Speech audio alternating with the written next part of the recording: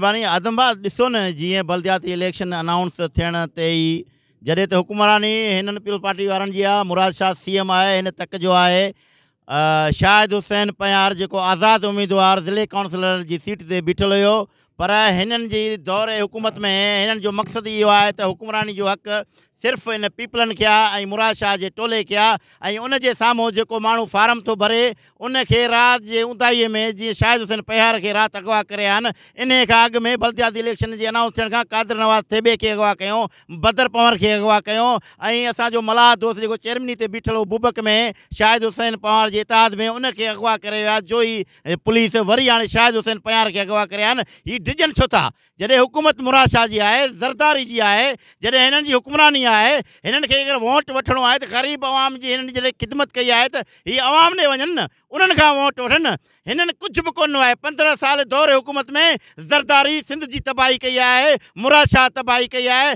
सॼे सिंध खे ॿोड़ाए हिननि बर्बादु करे कयो आहे। जॾहिं त उनजे ख़िलाफ़ असांजो दोस्त फार्म भरे इलेक्शन में बीठो आहे। इलेक्शन जे अनाउंस थियण ते 15 जनवरी ते इलेक्शन थियणी आहे। उनजे ख़ौफ़ में डप में सलीम बाज़ारी ऐं उनजो वाठो मखदूम ज़मीर मुराद शाह जा लाठड़िया आहिनि। उन्हनि मुराद शाह खे चई शाहिद हुसैन पयार खे अगवा कयो आहे। असीं सुप्रीम कोर्ट जज खे असीं अपील था कयूं त ख़ुदा जेकॾहिं तव्हांखे इलेक्शनूं शफ़ाफ़ कराइणियूं आहिनि त पोइ शाहिद हुसैन पयार खे आज़ादु करायो। जेकॾहिं तव्हांखे इलेक्शन न कराइणी आहे, तव्हां पंहिंजे इन्हनि पीपलनि इन्हनि कुतनि जा तव्हां नोटिफिकेशन जारी करे इन्हनि खे तव्हां कामयाबु करायो। पोइ हिन ग़रीब माण्हुनि खे चूतियो छा था कयो तव्हां? हीअ इलेक्शन कमीशन जेका सिंध जी आहे उहा मुराद शाह जे चवण ते आहे, ज़रदारी जे चवण ते आहे। सिर्फ़ु उन्हनि जे चवण ते इलेक्शन कमीशन बि कमु पई करे। असीं सुप्रीम कोर्ट खे अपील था कयूं त ख़ुदा असांजे दोस्त खे तव्हां आज़ादु करायो, इलेक्शन में असांखे वञणु ॾियो,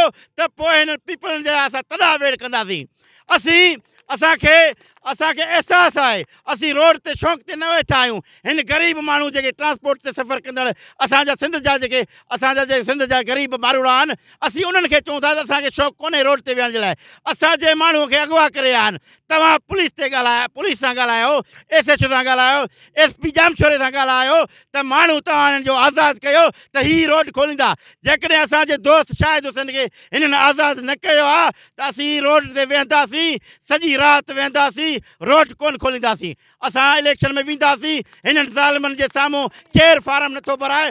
असांजा दोस्त इत्तेहादी उहे फार्म भराए साम्हूं बीठा आहिनि। सिंध यूनाइटेड पार्टी जा जेके दोस्त आहिनि, असीं हिननि जे साम्हूं बीठा आहियूं। तव्हांखे ख़ौफ़ कहिड़ो आहे? तव्हां इलेक्शन कॉन्टेस्ट कयो, माण्हू तव्हांखे वोट ॾियनि था, असीं वेल एंड गुड, असीं तव्हांखे चवंदासीं तव्हां खटे आयो।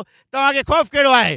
इन जे करे ई असांजे दोस्त खे हिननि अगवा कयो आहे। असीं सुप्रीम कोर्ट खे वरी बि चऊं था असांजे दोस्त शाहिद हुसैन पवार खे आज़ादु कयो, न त ॿी सूरत में एहतिजाज सेवण में आहे, सॼे सिंध में असीं खणी वेंदासीं।